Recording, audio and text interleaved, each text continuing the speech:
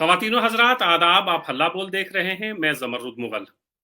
उर्दू के शायर जॉन एलिया, आज उनका यौम वफ़ात है। जॉन एलिया, जिसे सोशल मीडिया ने एक तरह से दोबारा ज़िंदा किया।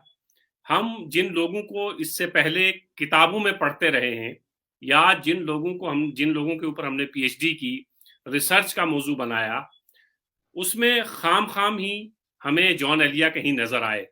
लेकिन जब सोशल मीडिया आया, जब यूट्यूब आया, तो ऐसा लगा कि उर्दू का सबसे बड़ा शायर तो जॉन एलिया ही है। और जॉन एलिया को इससे पहले उस तरह डिस्कवर हम लोग नहीं कर पाए थे। और एक अच्छी बात उर्दू के साथ ये हुई कि जॉन एलिया के बहाने बहुत से लोग, हिंदी और अंग्रेजी पढ़ने वाले, उर्दू की तरफ आए। उन्हें जॉन एलिया पसंद आया, जॉन एलिया को सुना, फिर जॉन एलिया को पढ़ा। इसी बहाने वो उर्दू के और बहुत सारे शायरों के करीब आए। उर्दू के ही एक बड़े नक्काद प्रोफेसर कुद्दूस जावेद साहब आज हमारे मेहमान हैं। कुद्दूस जावेद साहब कश्मीर यूनिवर्सिटी में शोबा उर्दू के सदर रहे, और उसके बाद जब सेंट्रल कश्मीर यूनिवर्सिटी कायम हुई तो वहां भी उर्दू का शोबा जो है वो कायम करने में, और अपने इब्तदाई दिनों में प्रोफेसर कुद्दूस जावेद साहब ने अपनी खिदमात जो है वो वहां पे दी हैं। आज हम जॉन एलिया को याद करेंगे। जॉन एलिया के लिए खास तौर से ये कहा जाता है कि वो सहले मुमतना का शायर है।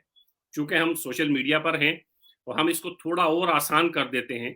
सहले मुमतना उर्दू में ये कहते हैं कि जो आसान शायरी बज़ाहिर आपको बहुत आसान लगे, लेकिन वो आसान होती नहीं है।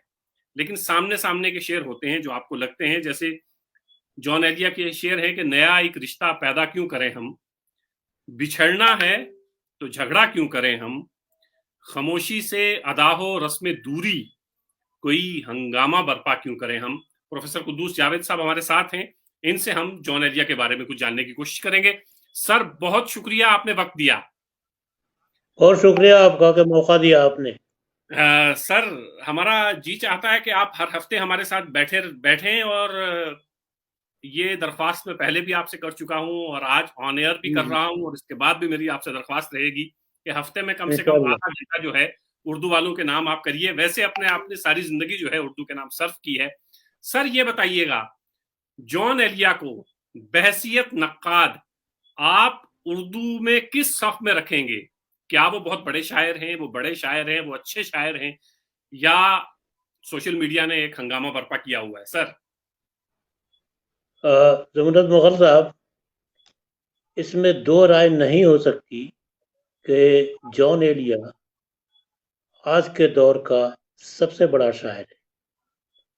और जॉन एलिया के बारे में अभी आपने फरमाया कि आम तौर पर लोग कहते हैं कि जॉन एलिया सहले मुमतना का शायर है, लेकिन ये जो इस्तिलाह कहें या लफ्ज़ कहें सहले मुमतना, ये अपने आप में बहुत ही गहरा और बहुत ही मानी खेज इस्तिलाह है। सहले मुमतना का हरगिज़ ये मतलब नहीं होता है कि आप आसान अल्फाज में अपने शेर कह लें।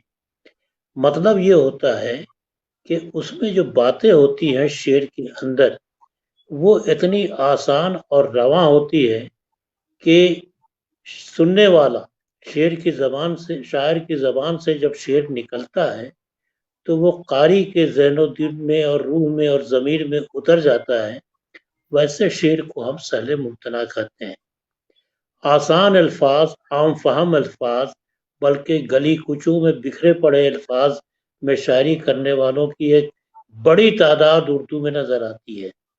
लेकिन जॉन एलिया की खूबी ये रही कि आसान अल्फाज में भी वो ऐसे शेर कहते रहे जिनके मानवी से ज़्यादा कैफियाती तहों को अगर आप उधेड़िए तो मानी का एक चिरागों का एक सिलसिला मानी का उनके इशार के अंदर से बरामद होता हुआ नज़र आता है। दूसरी बात यह कि मेरी ज़ाती राय जो फौरी तौर पर मेरे ज़हन में आ रही है वो ये है कि जॉन एलिया खुद आगाही का शायर था, लेकिन जॉन एलिया की जो खुद आगाही थी वो उसे बेसमती का शिकार नहीं करती है, وہ اسے بےراروی کا اور اپنے آپ سے مایوس ہونے کا جذبہ اس کے اندر پیدا نہیں کرتی ہے، بلکہ اس کے اندر ایک جوش اور ولولہ نظر آتا ہے۔ چنانچہ ان کے بہت سارے اشعار جو آپ دیکھیں گے ان میں یہ چیزیں بہت نمایاں نظر آتی ہیں۔ مثلاً یہ کہ یہ مجھے چین کیوں نہیں پڑتا، واہ ایک ہی شخص تھا جہان میں کیا۔ جہان میں کیا، اور پھر دوسرا شعر ہے کہ زندگی کس طرح بسر ہوگی، یہ نہیں دل نہیں لگ رہا محبت میں۔ اب یہ دیکھیے، یہ جو الفاظ استعمال کیے ہیں، کوئی لفظ ایسا نہیں ہے جو اپنے آپ میں غیر مانوس ہو۔ ہر قاری ان الفاظ کو اپنے آس پاس بکھرا ہوا محسوس کرتا ہے، جی سر، لیکن یہ جو کہا ہے ایک ہی شخص تھا جہان میں جہان میں کیا، کیا، اب یہ جو ہے کہ ایک پوری ایک کہانی اس مصرے سے ظاہر ہوتی ہے کہ یہ جو سارے ظلم و ستم ہے، جبر و ستم ہے، وہ کیا صرف میرے لیے مخصوص تھے؟ کیا میں ہی ایک تھا جو کہیں جی دل نہیں لگ رہا ہے، کہیں جی نہیں بہل رہا ہے؟ تو اس طرح کے اشعار سے جان ایلیا اپنی پہچان کرواتے ہیں۔ اور میں نے مایوسی کی بات کی کہ مایوسی نہیں ہے، ایک جوش ہے۔ اب جیسے منیر نیازی کا شعر ہر شخص جانتا ہے کہ تم نے تو منیر اپنی عادت سی بنا لی عادت سی ہے، بنا دی، جس شہر میں بھی رہنا اکتائے اکتائے ہوئے ہوئے، رہنا۔ لیکن اکتاہٹ کی یہ کیفیت جان ایلیا کے یہاں نظر نہیں آتی۔ یہ صحیح ہے کہ اس کے اندر اپنی زمین، اپنی مٹی سے بچھڑنے کا درد بہت زیادہ ہے۔ ہجرت کی تھی دوسرے ہزاروں لاکھوں لوگوں کی طرح جان ایلیا نے بھی، لیکن جان ایلیا نے کبھی اپنی گلی کے پتھروں کو فراموش نہیں کیا۔ اسی لیے ان کے یہاں ہم اکثر ایسے اشعار بھی دیکھتے ہیں کہ اس گلی نے یہ سن کے صبر کیا، آہا، جانے والے جانے یہاں والے یہاں کے تھے ہی نہیں۔ تھے ہی نہیں، اس گلی نے یہ سن کے صبر کیا، جانے والے یہاں کے تھے ہی نہیں۔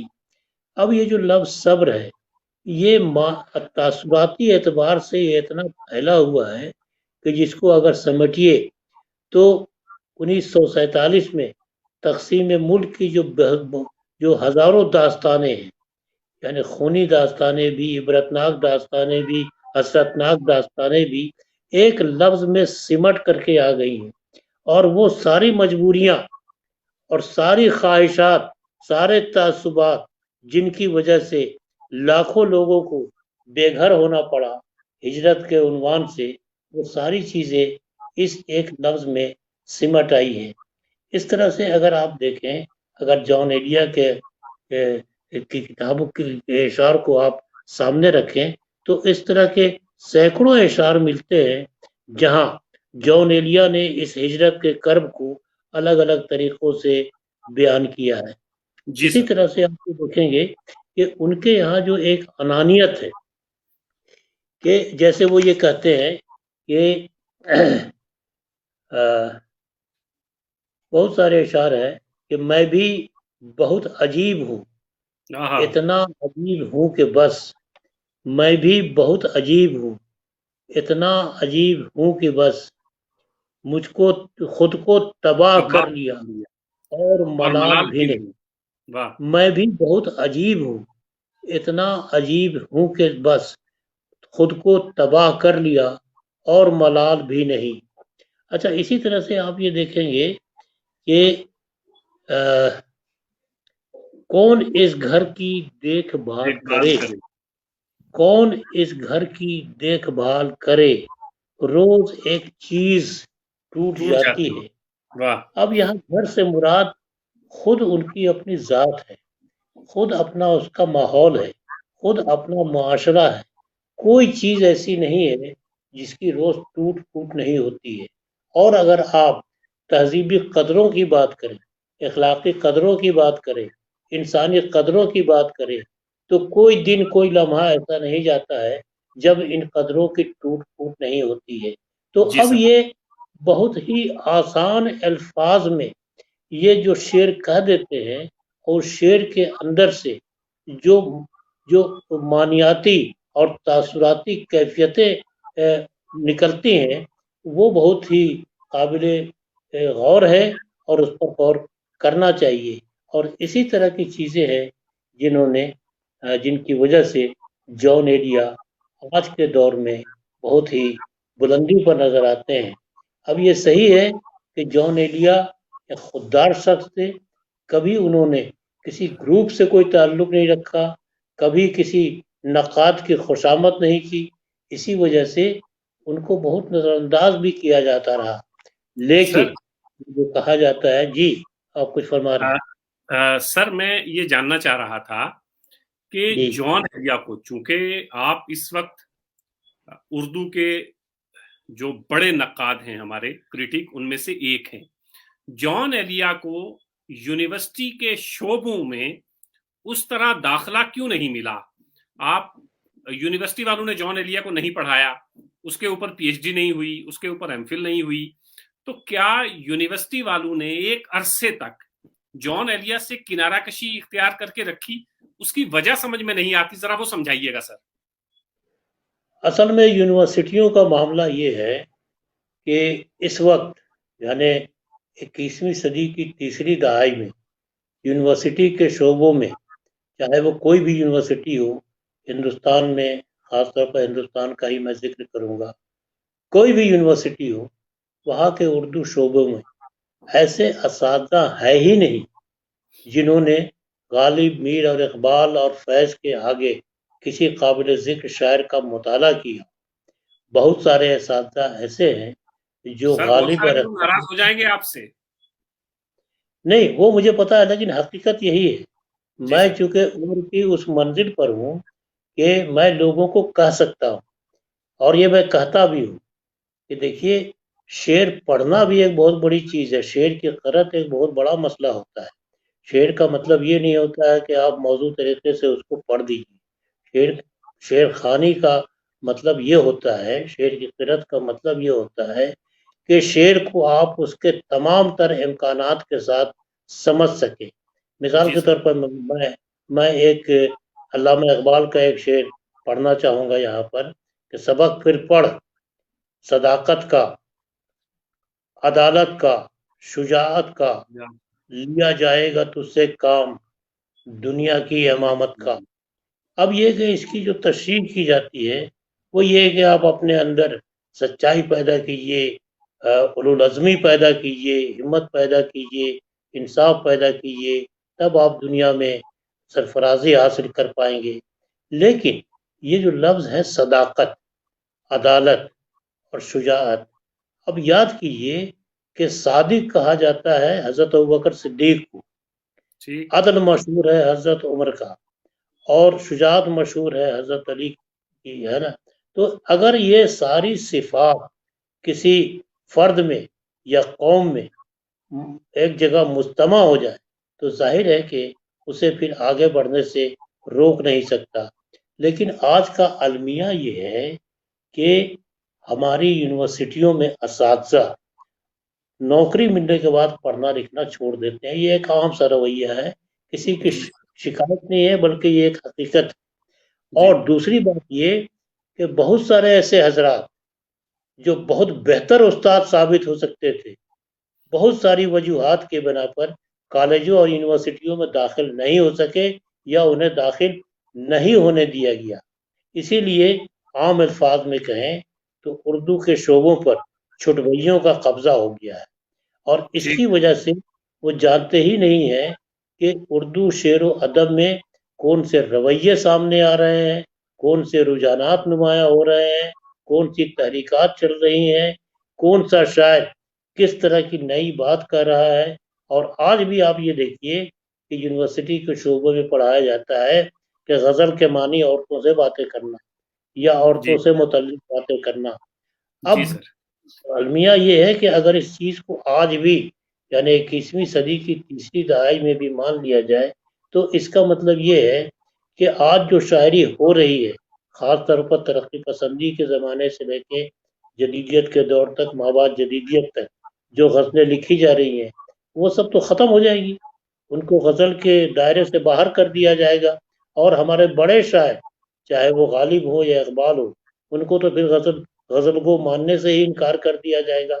ایسی صورت حال میں اساتذہ سے یہ توقع کرنا کہ وہ جون ایلیا کو پڑھیں، احمد مشتاق کو پڑھیں، اور اس قبیل کے جو دوسرے شعراء ہیں منیر نیازی کو پڑھیں، یہ یعنی یہ توقع ہی فضول لگتی ہے، کیونکہ پڑھنا ایک بیکاری کا مشغلہ لوگوں نے سمجھ لیا ہے، اور یہی جی حال دوسری اصناف کا بھی ہے۔ تو ایسی حالت میں یہ توقع کرنا کہ جون ایلیا جیسے ایک بہت ہی مہارت رکھنے والے شاعر، بہت ہی ماہر شاعر، بہت ہی اندر سے ڈوب کر لکھنے والا شاعر، اس کو لوگ سمجھ سکیں، یہ چیز بہت مشکل نظر آتی ہے۔ اور ایک طبقہ ایسا بھی ہے جو شاعری کو، خاص طور پر غزل کو، یہ سمجھتے ہیں کہ وہی غزل سب سے بہتر ہے جس میں یہ حسن و عشق کی باتیں ہوں، یا تصوف کی باتیں ہوں، یا غم روزگار کی باتیں ہوں، اور جو زندگی کے روزمرہ کے تجربات ہیں جس کا اظہار ہمیں جون ایلیا کے ہاں ملتا ہے، جی ویسی سر، شاعری انہیں مزہ نہیں دیتی ہے۔ تو جون ایلیا کی شاعری ایسی ہے جو مزہ دینے والی شاعری نہیں ہے، یعنی اس سے آپ عام معنوں میں لطف اندوز نہیں ہوتے ہیں، یہ آپ کے اندر بصیرت خیزی پیدا ہوتی۔ اب جیسے یہ شعر پڑھا، محبت کا لفظ آیا، اب یہ ہے کہ محبت کا لفظ تغزل میں استعمال ہونے والا ایک بہت ہی عام سا لفظ ہے، لیکن بالکل سر، یہاں پر محبت کے جو معنی نکل کر کے سامنے آتے ہیں، وہ بہت ہی گہرائی میں آتے ہیں۔ زندگی کس طرح بسر ہوگی، زندگی کس طرح بسر ہوگی، دل نہیں لگ رہا محبت میں۔ اب کیا یہ بات، دیکھیے کہ زندگی جینے کے جو زندگی جینے کی جو مجبوریاں ہو گئی، ان میں آدمی اتنا الجھ چکا ہے کہ اب محبت کرنے میں، اب وہ محبت کی قسمیں چاہے معشوق کے ساتھ ہو یا کسی اور کے ساتھ ہو، اب دل نہیں چاہتا ہے۔ اس کا مطلب یہ بھی ہو گیا کہ دنیا میں ریاکاری یا منافقت اس قدر ہے کہ آپ اپنے عزیزوں سے محبت کرتے ہوئے بھی گھبرا رہے ہیں، اب دل نہیں لگتا ہے کسی سے، یعنی دل لگانے والا ہر بار، ہر لمحہ، ہر روز اس قدر فریب کھاتا ہے کہ اب دل محبت کرنے کا دل نہیں کرتا۔ تو اس طرح کی باتیں جو جون ایلیا کے ہم ملتی ہیں، وہ دوسرے سے بہت مختلف ہے۔ جی ہم نام لیتے ہیں بہت سارے، اسد گداوینی کا نام لیتے ہیں، بڑے اچھے شاعر تھے۔ افتخار عارف کے یہاں اس طرح کی باتیں ملتی ہیں، مظہر امام کے یہاں اس طرح کی باتیں ملتی تھیں، احمد مشتاق کے یہاں اس طرح کی باتیں۔ تو یہ سر ہے، لیکن ان تمام لوگوں کے اشعار اگر ایک طرف رکھیں اور جون ایلیا کے اشعار ایک طرف رکھیں، تو آپ کو بہت ساری باتیں ایسی نظر آئیں گی جو دوسرے سے بالکل مختلف ہیں، جی سر، لیکن آپ کے روح، آپ کے ضمیر کو دوسروں کے مقابلے میں جون ایلیا کی شاعری زیادہ جھنجھوڑتی ہے اور زیادہ دل تک اترتی ہے۔ اسی طرح سے آپ یہ دیکھیں گے کہ یہ بھی ایک عام سی بات ہو گئی ہے کہ لوگ چھوٹی بار میں شعر کہتے ہیں، جون ایلیا کے ہاں چھوٹی بار میں زیادہ تر غزلیں ملتی ہیں۔ جی اب یہ سر، دیکھیے، غزل ایک ایسی صنف ہے کہ اس کی کائنات دو مصروں پر کھڑی کی جاتی ہے، اس کی بنیاد، لیکن یہ دو مصرے کہنے کے لیے آدمی کو دنیا بھر کے تجربات کو اپنی ذات کے اندر سمیٹنا پڑتا ہے۔ ایسا نہیں ہے کہ کوئی بھی شخص تک بندی کر لے اور دو مصرے کر لے، ردیف بھی ہو، قافیہ بھی ہو، وہ شعر ہو جائے، ایسا نہیں ہے، بلکہ ان دو مصروں میں زندگی بھر کا تجربہ، فن کی آگہی، جمالیاتی محاسن، اور ان ساری چیزوں کو ایک جگہ جمع کر کے جب آدمی دو دو مصرے میں کچھ اشعار کر لیتا ہے، چاہے 3 یا 5 یا 7، تب جا کر کے ایک غزل ہوتی ہے۔ اسی لیے غزل بظاہر بہت آسان سا لفظ ہے، کوئی بھی شخص ردیف قافیہ ایک سب تیار کر کے اور دو دو اشعار کا دو مصرے کر کے ایک غزل تیار کر لیتا ہے، لیکن غزل ایک بہت ہی جان لیوا صنف ہے، جی بہت کچھ اپنے اندر سمیٹنا پڑتا ہے، اور یہ سمجھنے کا عمل عصر حاضر میں جون ایلیا کے ہاں جس طرح سے ملتا ہے، ان کے اشعار سے آپ دیکھ لیجیے کہ کس کس طرح کے تجربات، کس کس طرح کے مشاہدات اپنی ذات کے حوالے سے، معاشرہ کے بارے میں، سماج، ثقافت، روایات اور ٹوٹتی ہوئی قدروں کے حوالے سے جون ایلیا نے کہی ہے، وہ ایک بہت بڑی بات ہے جو دوسروں کے یہاں کم نظر آتی ہے۔ زیادہ تر غزل آج جو غزلیں لکھ رہے ہیں لوگ، بہت سارے نام ہیں، کبھی کبھی ایسا ہوتا ہے، محسوس ہوتا ہے کہ جیسے یہ غزلیں، ساری غزلیں ایک ہی ٹکسال سے نکالی جا رہی ہیں، اور یہ جو یکسانیت ہے موضوعات کی اور پھر بیان کی، تو یہ بہت عجیب و غریب کیفیت ہے۔ اسی لیے آپ یہ دیکھیں گے کہ آپ فیض کا نام لے لیں، منیر نیازی کا نام لے لیں، یا جون ایلیا کا نام لے لیں، اس کے بعد اگر کوئی آپ سے یہ پوچھے کہ ایک دو غزل کے شاعر کا نام لیجئے تو پسینے چھوٹ جائیں گے کہ آپ کس کا نام لیں۔ وجہ یہی ہے کہ کسی نے اپنی کوئی راہ نکالی نہیں۔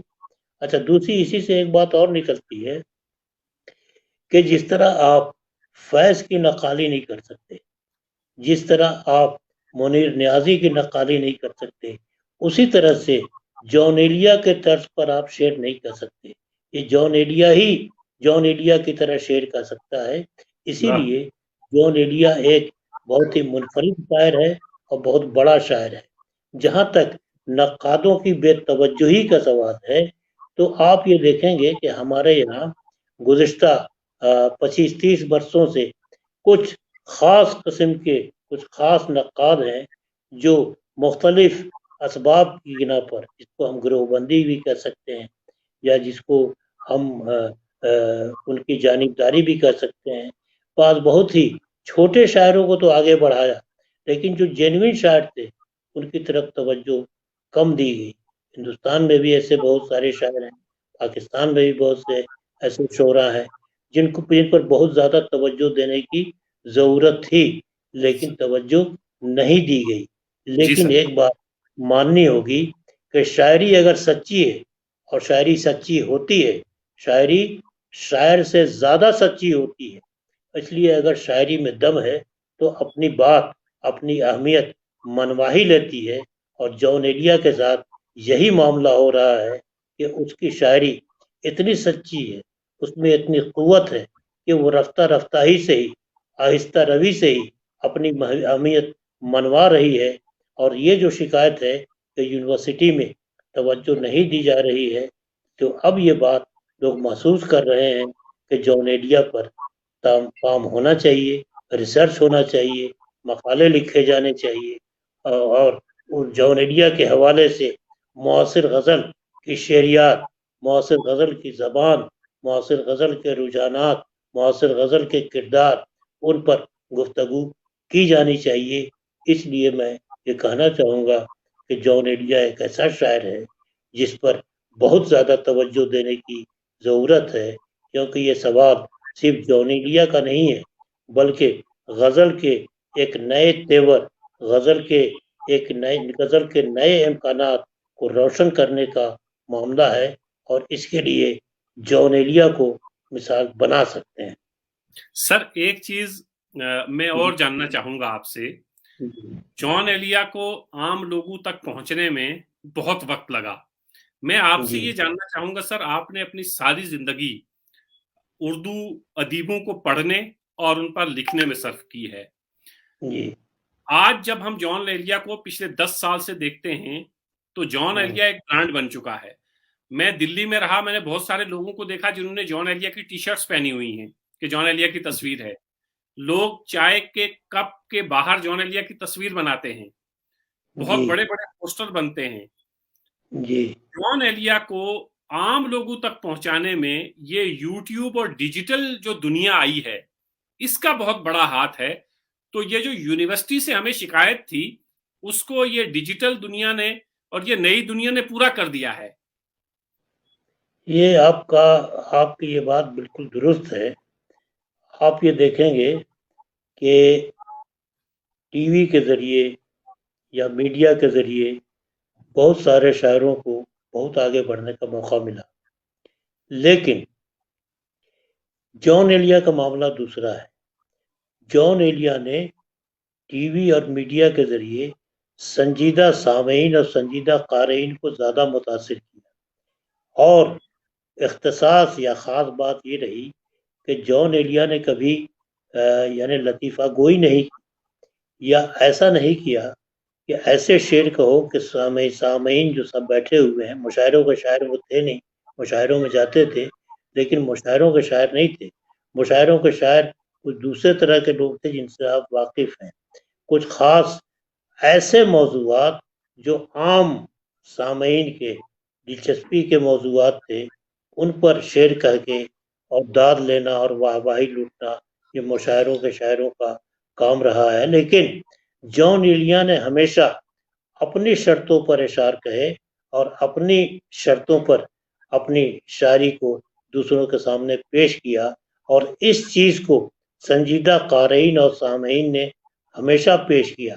लेकिन जैसा कि मैंने कहा, जॉन एलिया की शायरी सच्ची शायरी थी, इसलिए हर वो शख्स जिसके रूह और ज़मीर में ज़रा सी भी सच्चाई की कदर थी, उसने जॉन एलिया की शायरी को पसंद किया। यही वजह है कि जॉन एलिया के नाम से टी शर्ट भी बने और जॉन एलिया को एक ब्रांड के तौर पर भी इस्तेमाल किया गया, क्योंकि शायरी भी एक तरह से ज़िंदगी के मुकाबले में एक दूसरी और बेहतर ज़िंदगी पेश करने का नाम है। शायरी सिर्फ लुत्फ़अंदोज़ी की चीज़ नहीं है। इसीलिए आप ये देखेंगे कि जो भी बड़ी शायरी है, चाहे मीर की मिसाल ले लें, गालिब की मिसाल ले लें, इकबाल की या फैज़ की मिसाल ले लें, तो ये शायरी सिर्फ दिल बहलाने की चीज़ें नहीं है, बल्कि इनकी शायरी जो है ना, ज़िंदगी को एक नए कालिब में ढालने की भी सलाहियत रखती है। और यही चीज़ जॉन एलिया के यहाँ भी है। अगर उनके अल्फाज की ऊपरी सतह की जो मानवी सतह है, उससे अलग हट करके उसके अंदर उतर करके उसकी कैफियत और उसके तासुरात को देखें, तो जॉन एलिया इस दौर में सारे ज़माने के कर्ब को अपनी ज़ात में समेट कर जो शायरी कर रहे हैं, वो हर इंसान के दिल के दर्द की तर्जुमानी उससे होती है, और यही चीज़ उसको मकबूल बना रही है। जी सर। जी, कुद्दूस जावेद साहब, बहुत जी, शुक्रिया। जब मैंने आपको फ़ोन किया तो आप किसी डॉक्टर के पास थे।